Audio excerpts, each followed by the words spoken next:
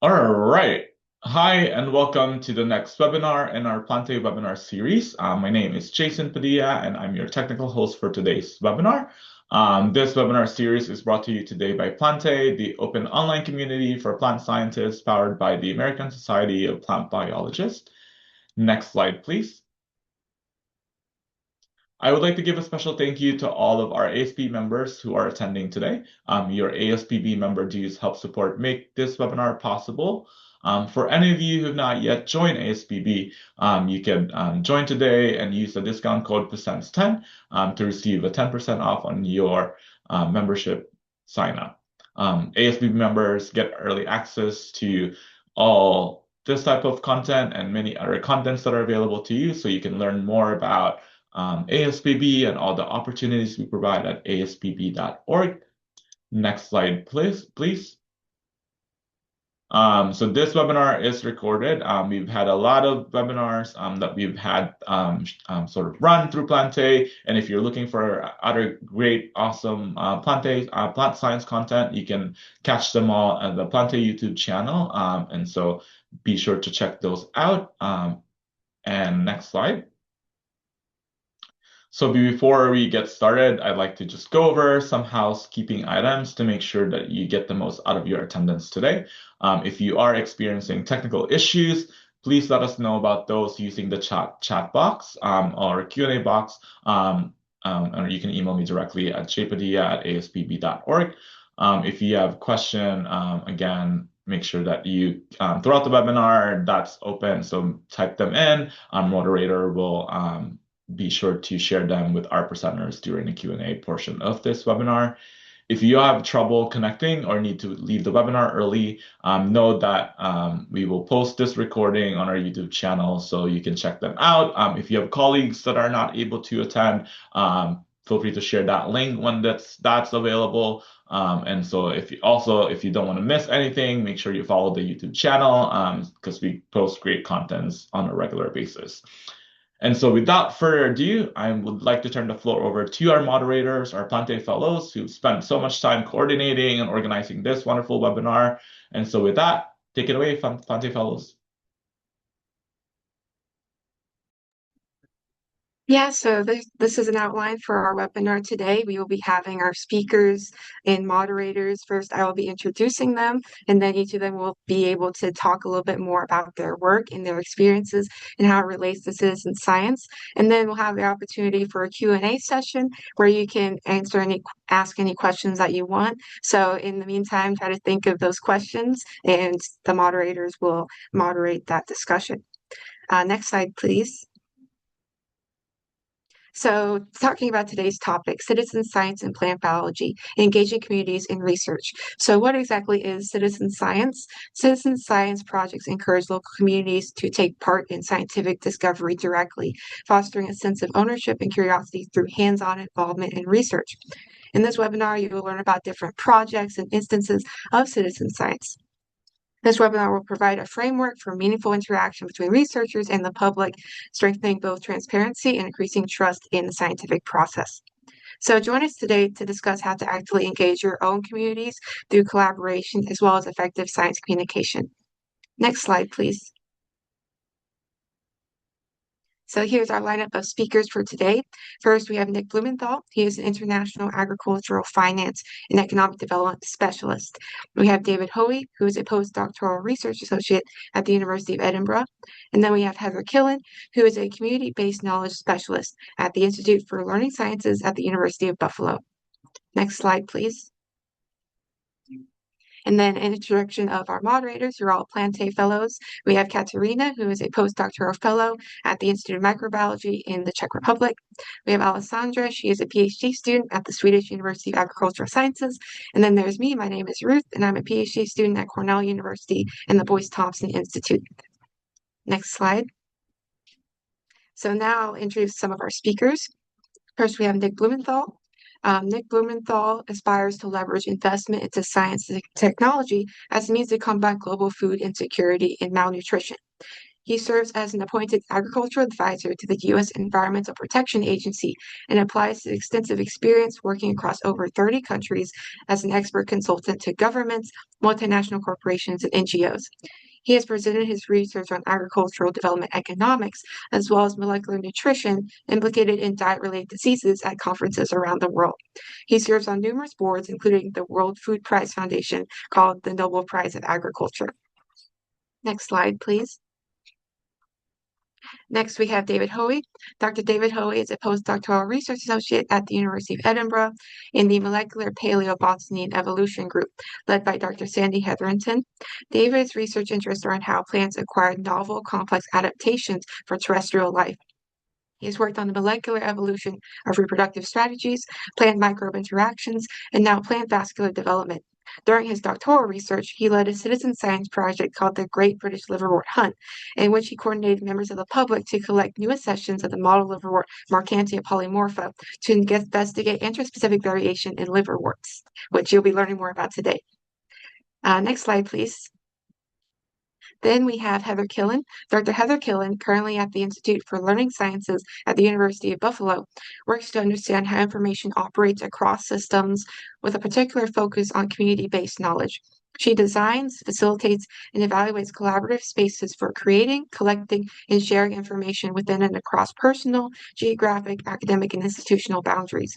Her work leverages both existing and custom-built technological tools, including apps, digital mapping software, and social media platforms to address complex socio-scientific challenges like climate change. Next slide. So I believe next we open it up to our speakers to start presenting. So I'll let Nick take the floor.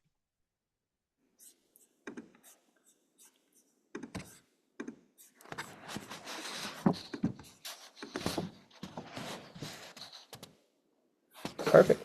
Thank you so much, Ruth. And good morning, good afternoon, and good evening, depending where on the world you're tuning in from. I'm really glad to be here and grateful to the ASPB and the Plantae team for hosting this conversation on citizen science in plant biology. And this topic really couldn't be coming at a more opportune time. Because I want to start with a simple idea, that a lot of the most important plant science today doesn't just happen in labs or in major companies' private headquarters, but it also happens in the sorts of fields, farms, forests, backyards, and are often done alongside people who don't necessarily call themselves scientists, but who are just as deeply observant and deeply invested and just as deeply knowledgeable about the world in which they're conducting their own experiments. From the background, as Ruth so kindly had introduced, my background doesn't necessarily come from being in academia or leading major research projects or grants, but instead comes from working with communities around the world in order to figure out what are the investment opportunities around the world that pose the most amount of benefit for addressing food insecurity and global hunger all around the world. And it's in working with these communities across those 30 plus countries that I've been able to see just what impact local communities have on the ground and how integral they are to the world's systems and to our world's global food systems. And today I'm excited to be able to share a little bit of a piece about how I think about citizen science as a bridge, one between laboratory science that many of us are traditionally accustomed to thinking about, and the sorts of lived experiences of people on the ground who benefit from the innovations that are occurring in plant biology today, and why that bridge is so important right now. And so I'd first like to start with the when, and why now is the most important time for plant science. And so one of the most important things is that plant scientists today are working at a scale that's honestly unprecedented. Things like climate change, soil degradation, biodiversity loss, and food insecurity aren't necessarily isolated problems that are happening individually in communities. While the contextual experience might be uniquely suited to each community itself, all of these are interconnected systems challenges. And because of that, no single lab, data set, institution, or research paper can capture that complexity alone. However, that hasn't prevented science from at least trying. On this screen are two images that have recently been published in papers that have been published within the past year. And you can see in some of them just what kind of major implications these are having for the sorts of yield and nutritional quality of major crops worldwide. Depicted on the screen are some of the world's most fundamental crops, those that provide the vast majority of calories for the world. And in particular, there are several different examples, but we'll concentrate on wheat for sake of time. On the figure to the left, we can kind of see a coloration of what wheat yields look like across the world and what they're expected to look like by 2100. And so in the next 75 years, we can see that the vast majority of the world is expected to have decreased yields of how much wheat they can actually grow, comparative to very, very minimal amounts that are showing increased growth. But if we look at the figure on the right by 2050, we can also see that in vast majorities of the world in the global north, we can see that there's an increased amount of protein that is available in the wheat that is grown. And this is beneficial for those communities. However, in the global south that are disproportionately affected by climate change and similar sorts of ecological events, we can see that the protein content that's available within this essential food continues to decrease. And this especially matters for regions of the world that already experience acute malnutrition, such as certain areas of Latin America and South America, in addition to Southeast Asia and Sub-Saharan Africa. And so citizen science matters because it expands the scale of observation. It allows us to gather data across these geographic and chronological standpoints, but also brings people into the scientific process by building the sorts of transparency, trust, and shared ownership of knowledge that allows us to predict into the future what might happen. And so this is pretty critical when we talk about what the research is that's happening in labs and how this actually transitions into these places around the world that are going to be most disproportionately affected by these ecological events over the next 100 to 500 years. On the left, we can see some basic depictions of what are fairly common ways of addressing this sorts of yield issues or protein issues and nutritional content issues available within crops today. On the top, we can see the differences between things like C3 and C4 photosynthesis. And in a textbook, it just appears as a depiction like this. And in a research paper, it might come across as an inherently accepted fact about how different plants can increase their own productivity.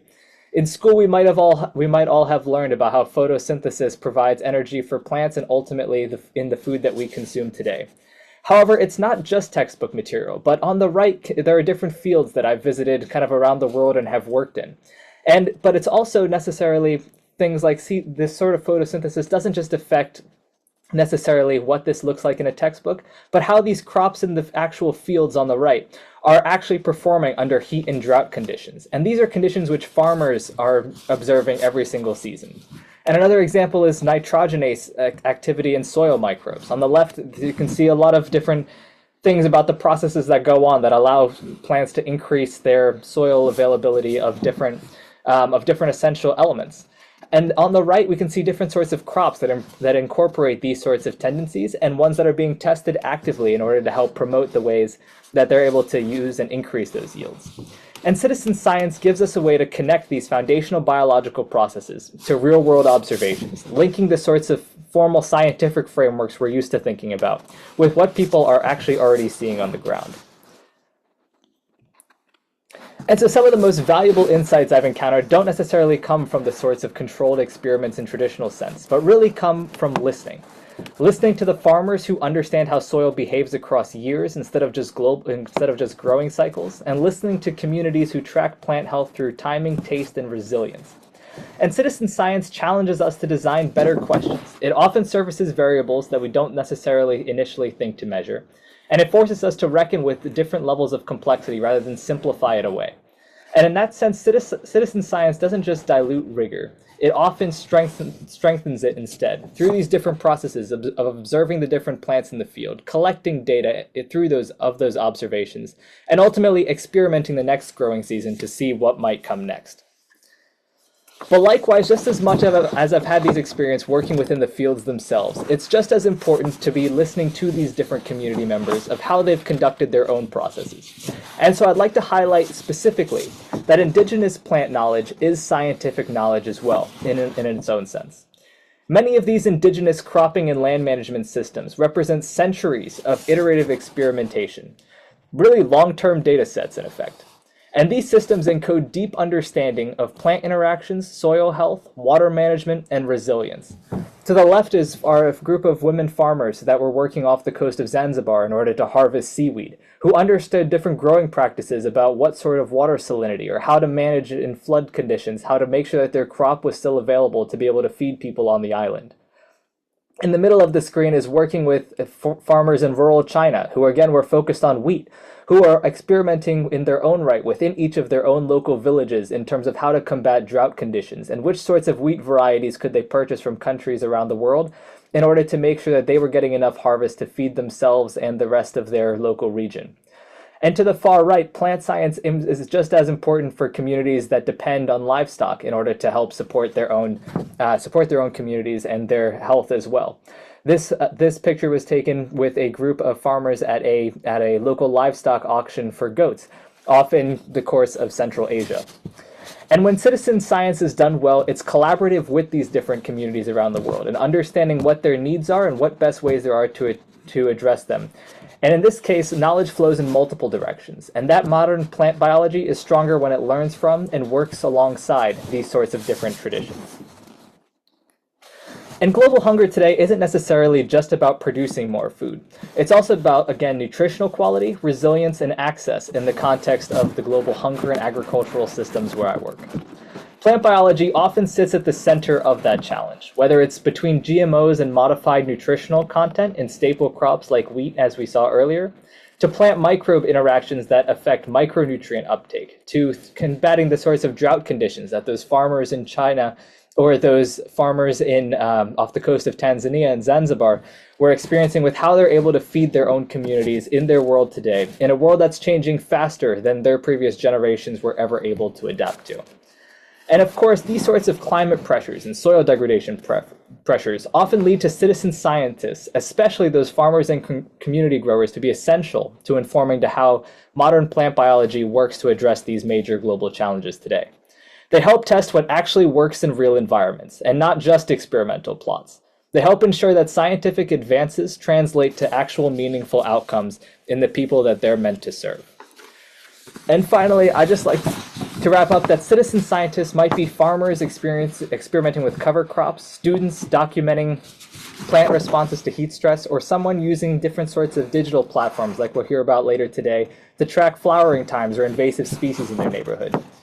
Citizen science expands who gets to participate in discovery and who actually gets to benefit from it. And platforms like Plantae and other sorts of digital ones help make those connections visible, credible, and scalable. And when people see themselves reflected in science, trust grows, and when trust grows, participation grows.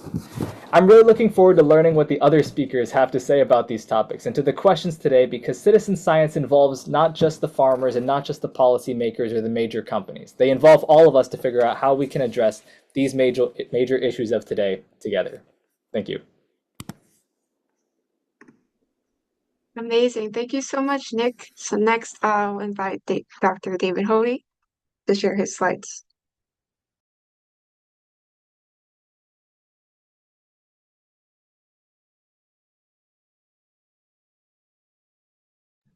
Can you see and hear me okay? Yes, Great. we can see it and hear you. Thank you. Okay, thanks everyone. First of all, thank you for the invitation to speak on this topic. It's a project that I really liked working on. I'm very happy to discuss a lot more in the questions.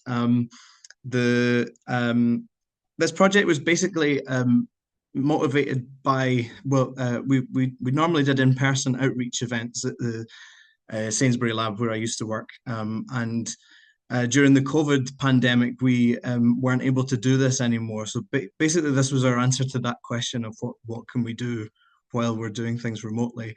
So my name's David Hoey. I'm a postdoc at the University of Edinburgh, and this is some stuff that I worked on during my PhD. Sorry, let's see why that's not working. So we.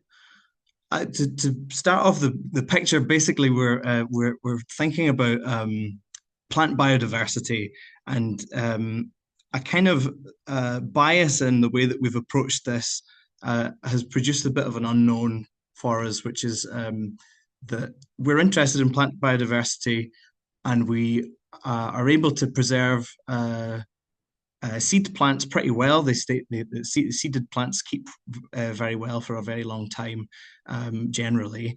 But not all plants produce seeds, and there's quite a lot of plant biodiversity which is not kept and not represented in these seed vaults. And so that's how I introduced you to bryophytes. They're a group of plants which are non-seed and non-vascular plants, and we're interested in them because of their evolutionary position. So the last, hang on, I'll see if I can get my pointer out. The last common ancestor of the green lineage was around 1 billion years ago, and this is when plants began, or plant cells began photosynthesizing. And then around 500 million years later is when the colonization of land was. And land plants split into vascular plants and non-vascular plants, which are the bryophytes. And to give you an idea of the kind of timescale we're talking about, dinosaurs were alive about 245 to 66 million years ago, which is around the time of the emergence of the flowering plant. So we're talking about quite a lot longer ago than that. The bryophytes consist of mosses, liverworts, mosses, and hornworts. They're a monophyletic group, which means that they share a common ancestor. And these number of species here are the number of species which are in the UK.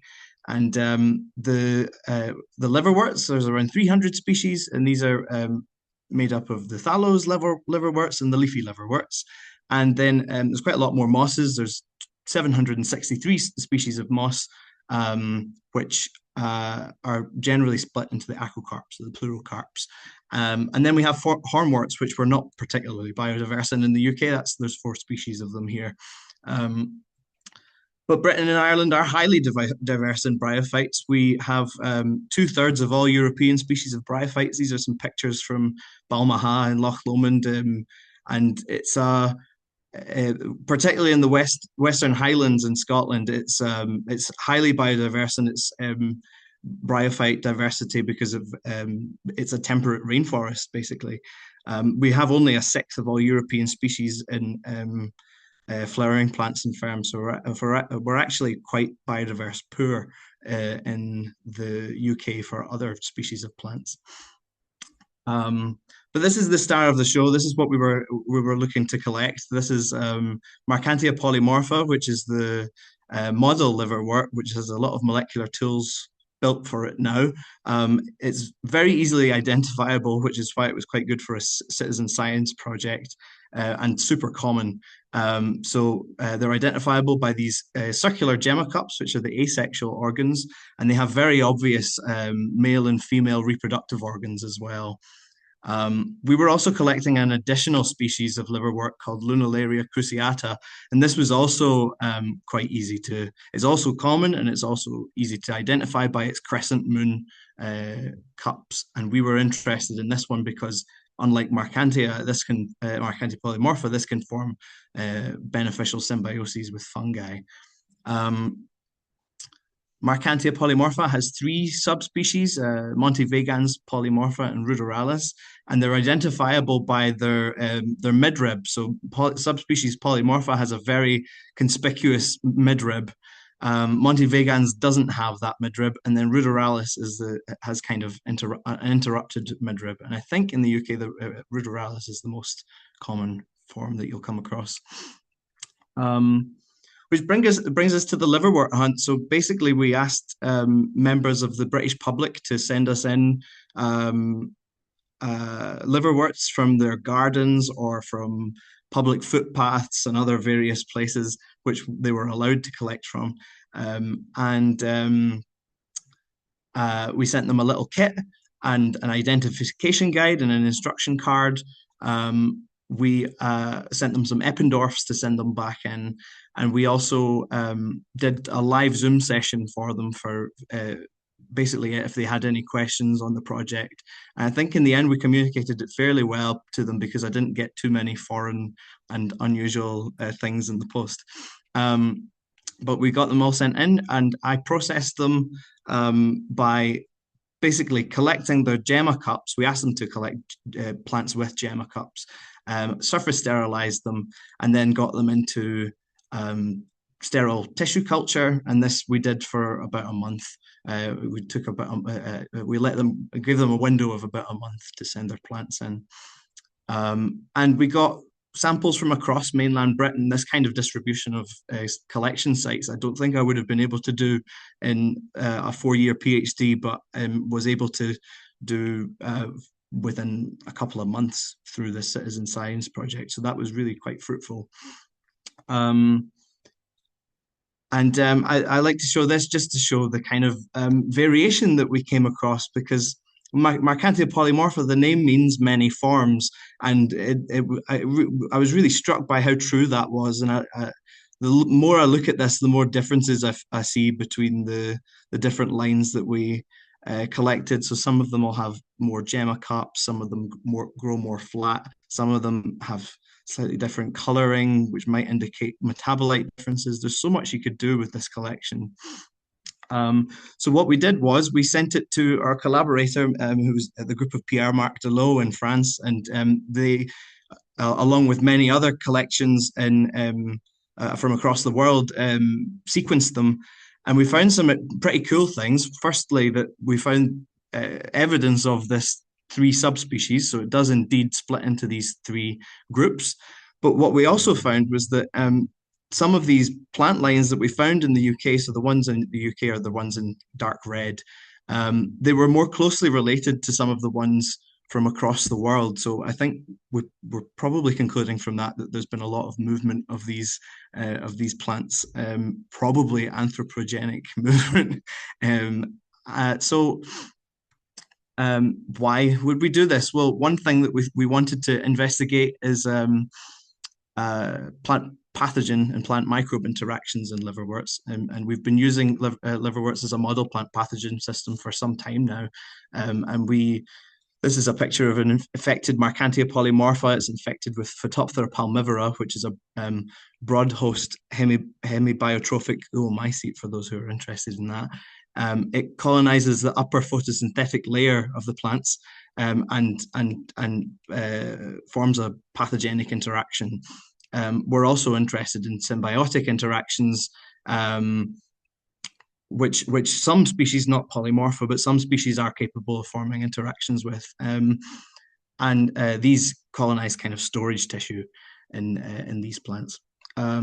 And what we found in the collection was that there was a spectrum of resistance to the pathogen. So some of them were particularly resistant. This was one of the more resistant ones, was GOR1. This was from Cambridge. Most of them were kind of an intermediate phenotype. This one's from Liverpool, which we called Ringo1, which I quite liked as a name.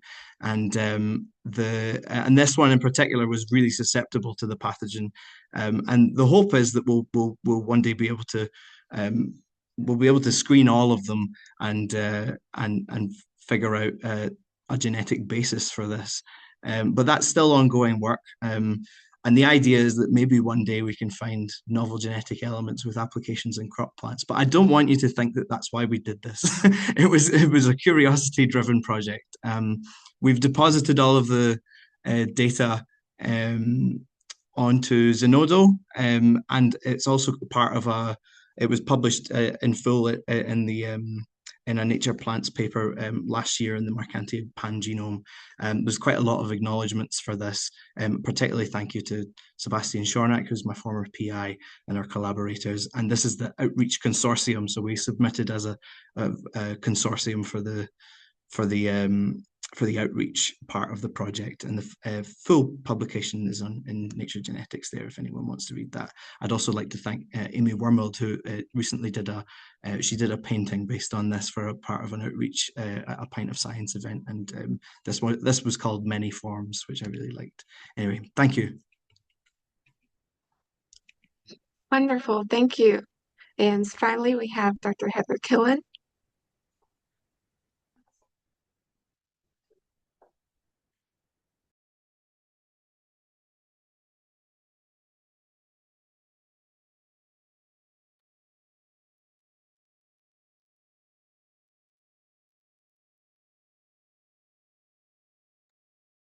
All right, one moment. Try again.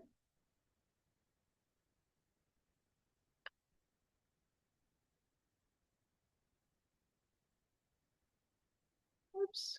All right. I tried to share a portion of my screen. It didn't work, so I'm just going to share the whole screen and not try to be tricky. Okay.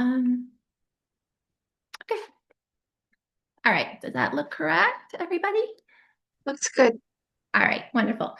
Okay, so hello everyone. I'm Heather Killen. As you heard, I'm a learning scientist, and that means I study learning life-wide and lifelong. And I am excited to be here today to talk about the Fossil Atmospheres Project. So I'm here representing a team, and Rich Barclay is also on the call today, who is our PI. So he'll be able to answer any more technical questions anyone might have. I wanted to share a little bit about myself because I'm not a plant scientist. I do have a master's degree in ecology, but I decided to go back to school because I was interested in how people are thinking about science and being skeptical about science. And so I actually completed a PhD in technology and education from the University of Maryland in 2024. And while I was doing my doctoral studies, I was hired as the educational specialist for the Fossil Atmospheres Project. So Fossil Atmospheres is housed in the National Museum of Natural History at the Smithsonian and was funded by the National Science Foundation's Geosciences Directorate. And I was brought in to think about their outreach and education. All right. Did that correctly forward? Yes, I think so. Wonderful. So the project Fossil Atmospheres at its broadest was an effort to investigate how ginkgo biloba might serve as a climate proxy to understand climate change. And so this involved observing leaf morphology of fossilized ginkgo and modern ginkgo. And the modern ginkgo leaves were naturally grown and then also grown under experimental conditions. So given the audience today, I'll go ahead and share this very busy slide about the scientific goals of the project. But my job was to translate these very high-level scientific goals into something the public could engage with. So to encourage public participation in citizen science, to explain to people how scientific inquiry works, to engage people in authentic science experiences, and then to increase public understanding of changing atmospheric conditions and climate change science. So today I'm going to focus on sharing how we approached our citizen science efforts for the project. We also created some curriculum that we could share with students, middle school, high school, and college age students. So we are able to develop curriculum around both the methods of the project and the findings.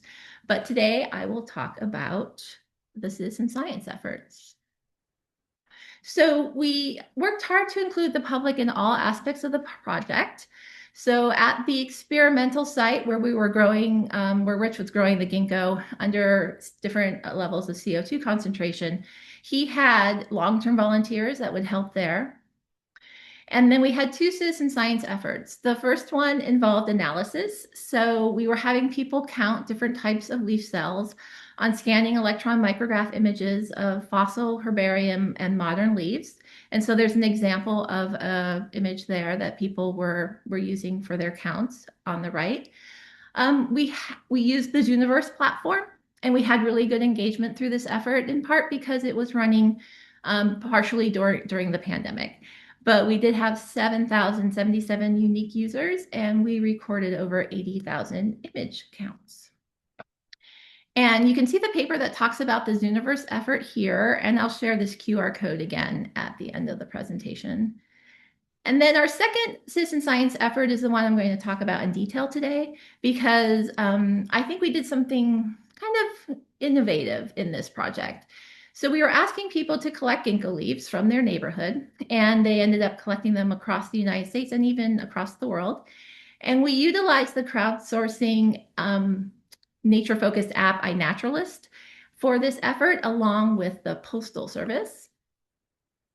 And so in August of 2019, we asked everyone to send us ginkgo leaves.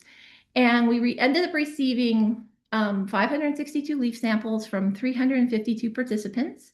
And that represented 37 states in the United States, as well as 6 countries.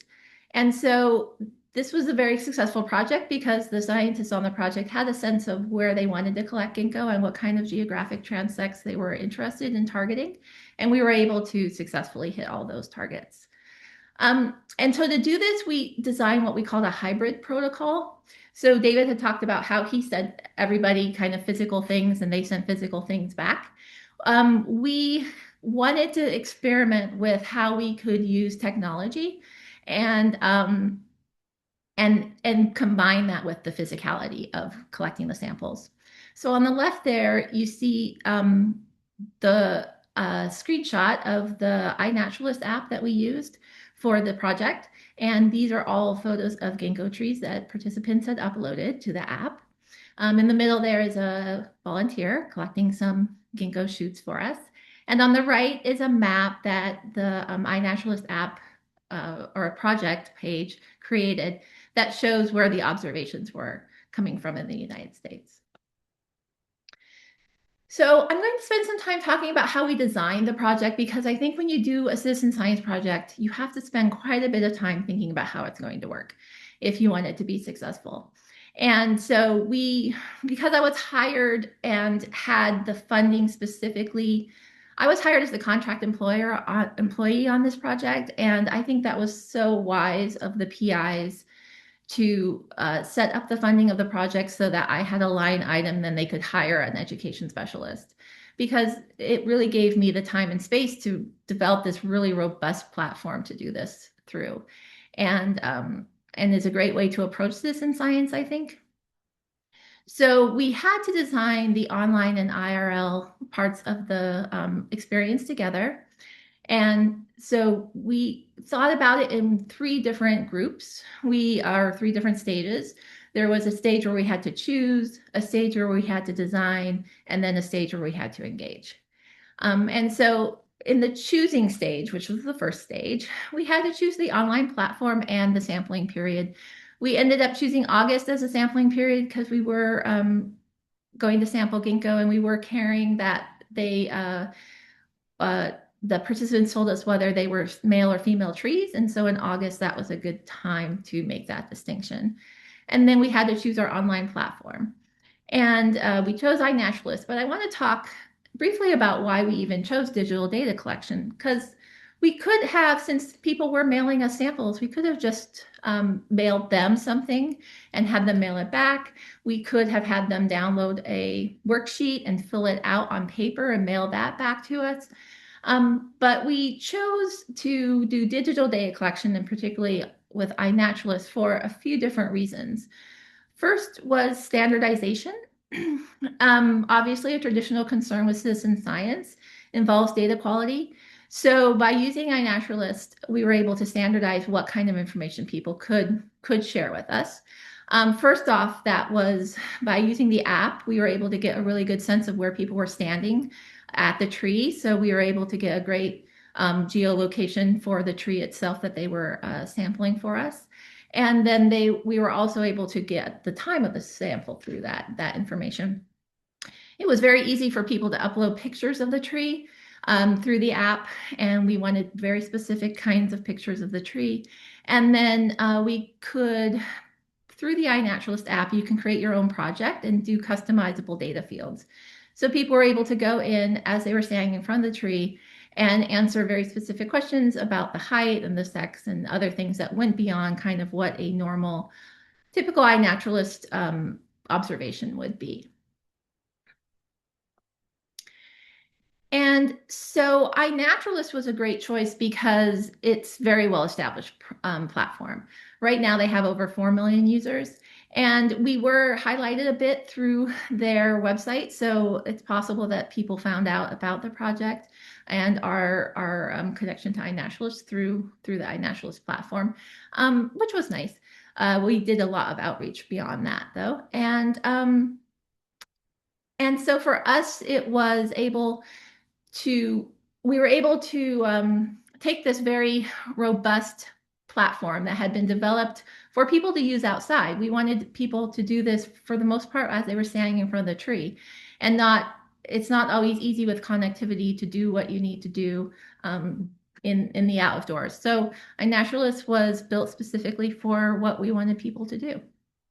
And I've worked on projects where we've built our own apps in the past, and I can tell you that it's very expensive. It's a ton of work, both to develop them and to keep them updated. So this was really saving ourselves a great deal of work by using an existing, really well-developed platform. And then we were working with Ginkgo. Ginkgo is not that difficult to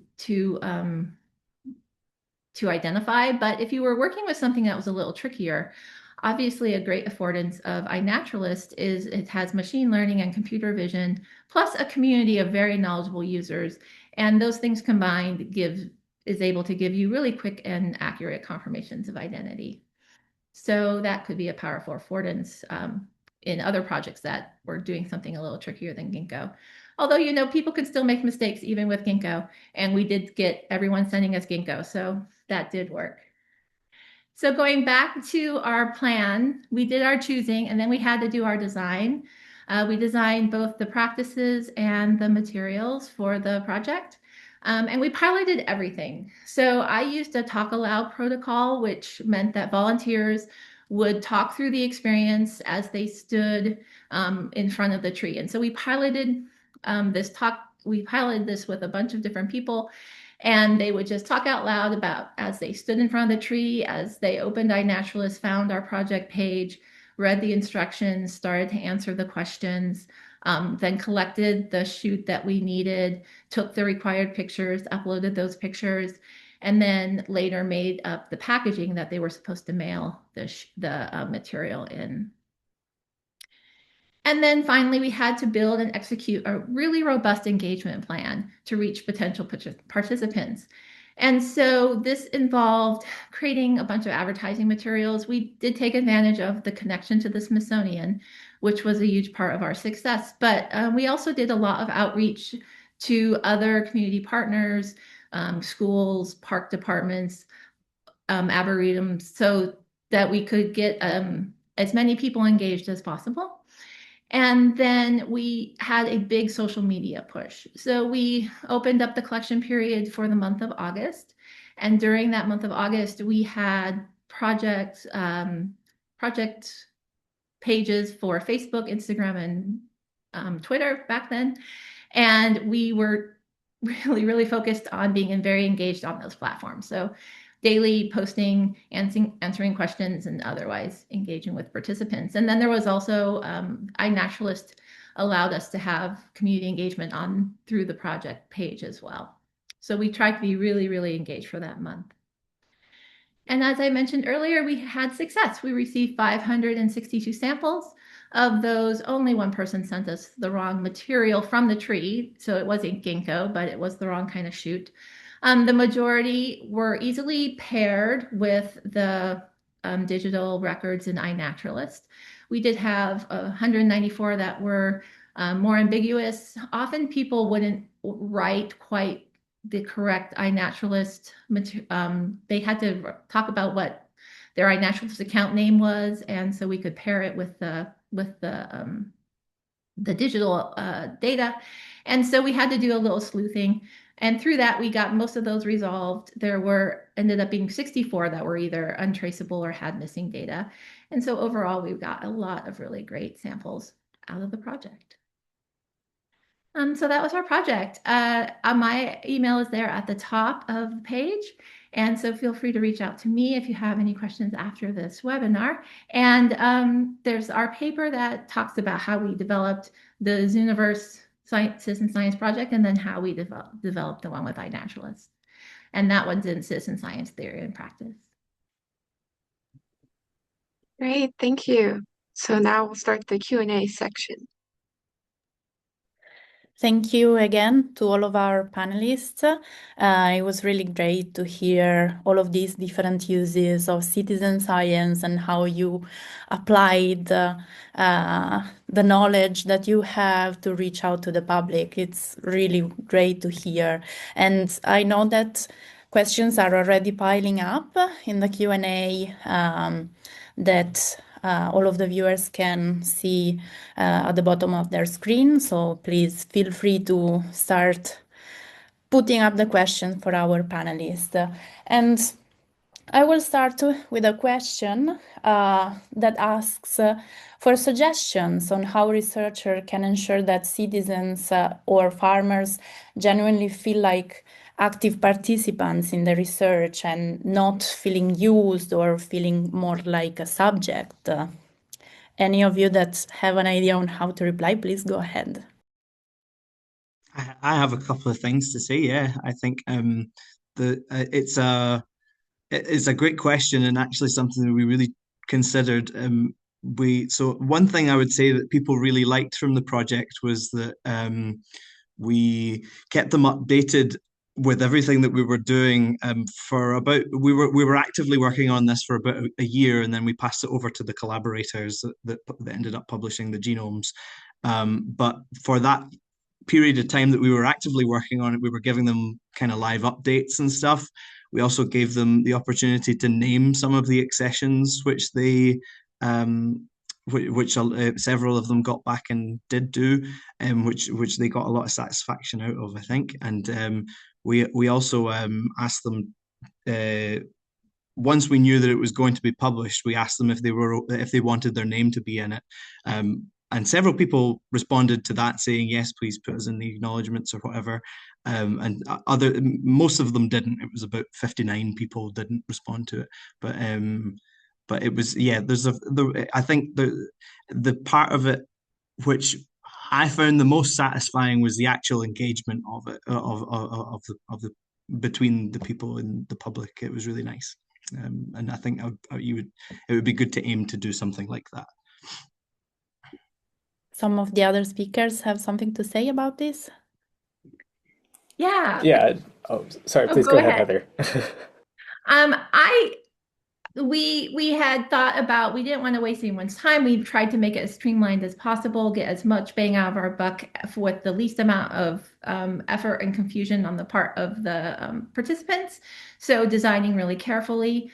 I also think what we didn't think about was the community we were creating and how we could serve that community moving forward. So we didn't give anyone a chance for lateral connection, right? I think people wanted to know the other people in their area that cared about ginkgo as much as they were and were working on this. And we didn't really we didn't design a way for them to interact. And so what we wound up seeing was that people would send in these kind of sandwiches of cardboard and newspaper and leaves to us, and they would include poems and drawings and all these very personal recollections. And that was a huge surprise to us.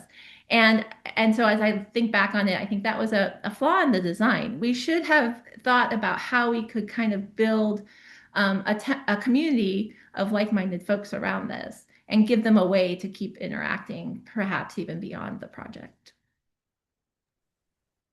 That's really beautiful. Nick, please go ahead with what you wanted.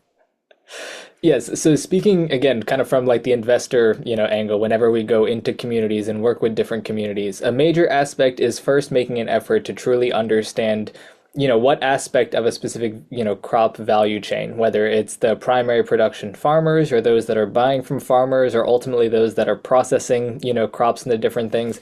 It's first to understand, what fully their needs are and tailoring whatever kind of adoptions or solutions that we're looking to help finance or implement these solutions in are specifically tailored to what the community actually needs.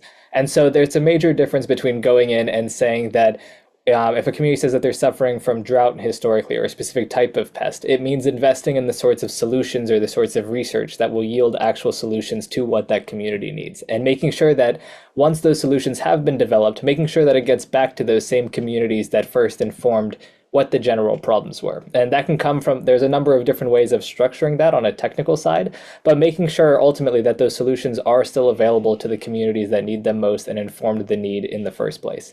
And from kind of a secondary angle, a major aspect of it is also making sure that you're very transparent with what exactly you're looking for and where you're interested in. And so a major aspect of that from kind of the financial standpoint is when you go in, say in South Sudan, sesame is a major cash crop there. And so when you go in as an investor, it's to say we are interested in Sesame because of its potential to increase, the amount of yield in this community, increase the amount of money that you all can make from this. Here are what our projections are. We want to help you make more money. And so could you please help show us, kind of where there are opportunities for improvement within kind of either the seeds or the fertilizer or whatever sort of things are being used on the ground in that particular community. And so just making sure that every time you engage with, potential beneficiaries is just making sure again that not only they're helping in the discovery of whatever that solution is or the problem is, but also making sure that they're benefiting from that as well.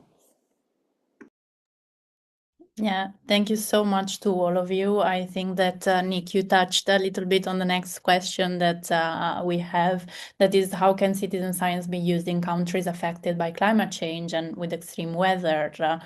And I think that you touched, but do you want to add something about this?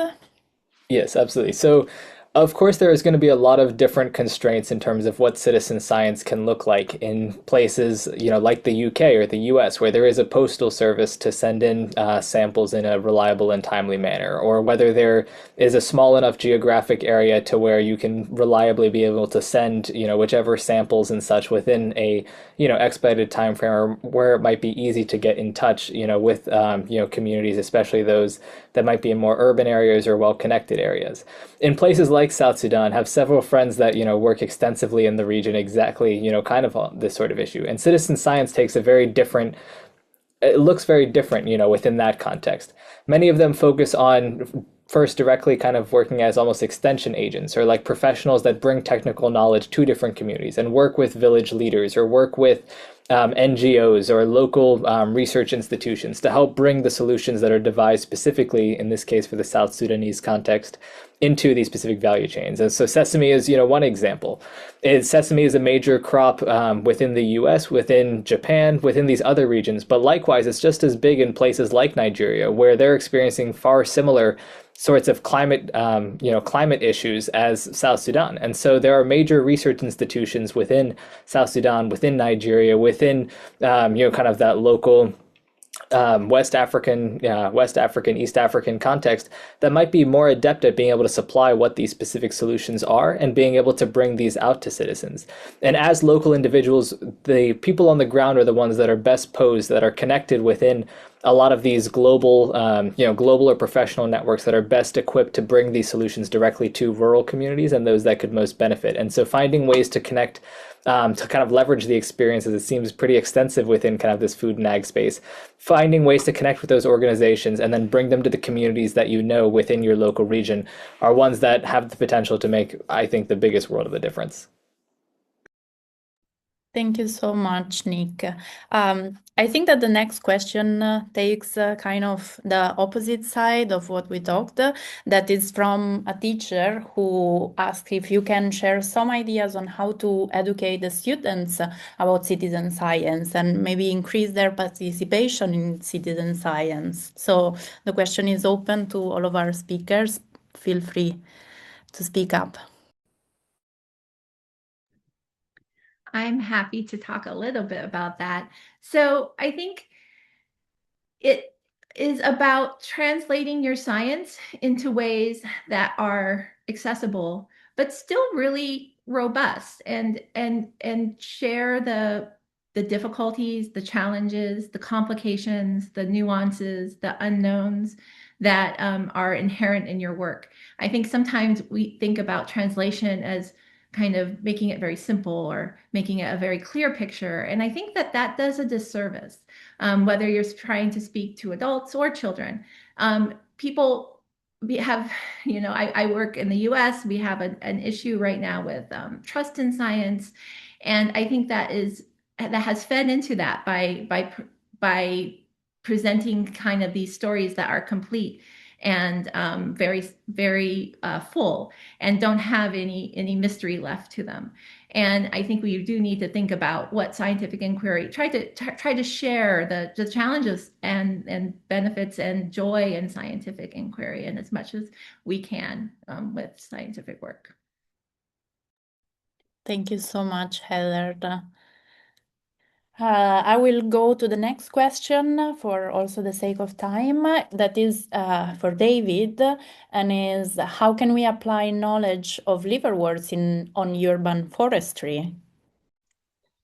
Yeah, I don't have a great answer for that, to be honest. But I think one thing that um, investigating non-seed lineages has revealed to me, at least, is that just that there's a huge knowledge gap in how our ecosystems really work, and understanding these kind of under-investigated lineages like liverworts and mosses, and as well as ferns, lycophytes, and gymnosperms. These A lot of these things are quite poorly investigated. So just trying to understand these things a bit more holistically, I think would hopefully contribute to translational efforts, I think. Okay, the next question. How do other topics such as science communication and science policy relate to citizen science research? I think that is a very interesting and challenging question for any of you that want to pick it up.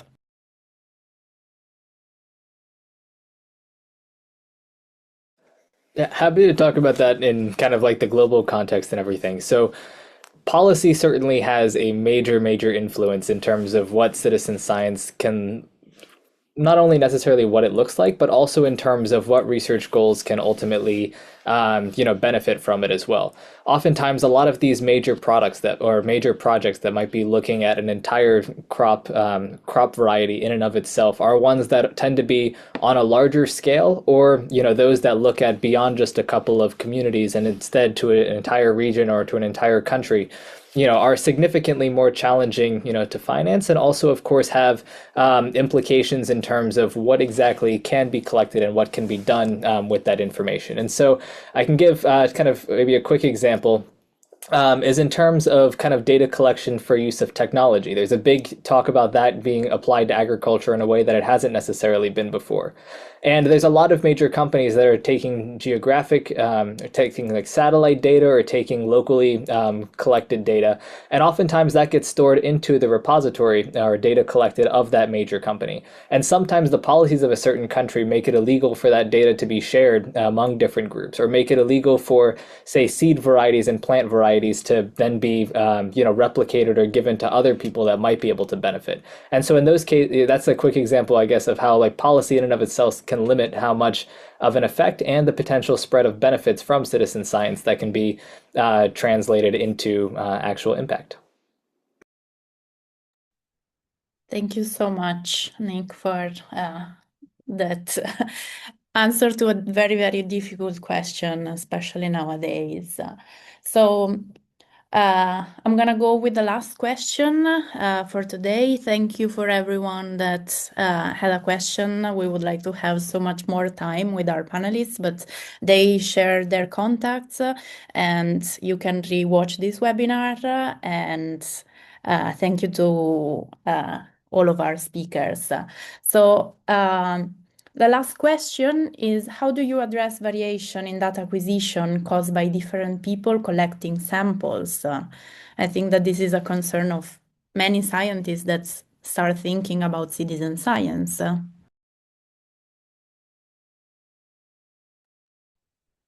Rich, would you like to speak to that for our project?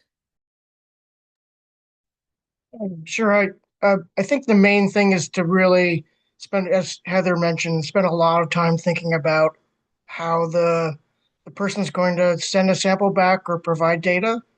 And the more you can think about that, the more you can test it, as Heather did with our project. You can work out a lot of the kinks in it. Also, picking things that are readily identifiable helps, like ginkgo and a particular species of liverworts that David was talking about. So it's you can do yourself a lot of service by spending a lot of time thinking in advance of your project, and then testing it and working out the problems that arise. And then maybe one last thing, which is that, like the last slide that Heather showed, not all of the samples are usable from a scientific standpoint. So going back in and like we did a little sleuthing, you can improve the amount of data you get back that has, in our case, scientific rigor.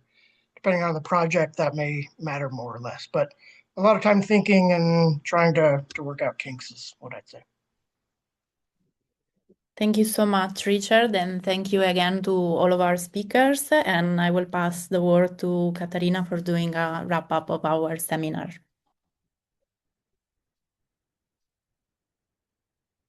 Okay. Thank you. Thank you so much, Alessandra. And I would like to thank to all of our speakers for reminding us that meaningful plant research thrives when it's shared, collaborative, and rooted in community. And we hope that this webinar inspires you to explore new partnerships and ways to engage in your work. And I'd like to thank you for joining us today.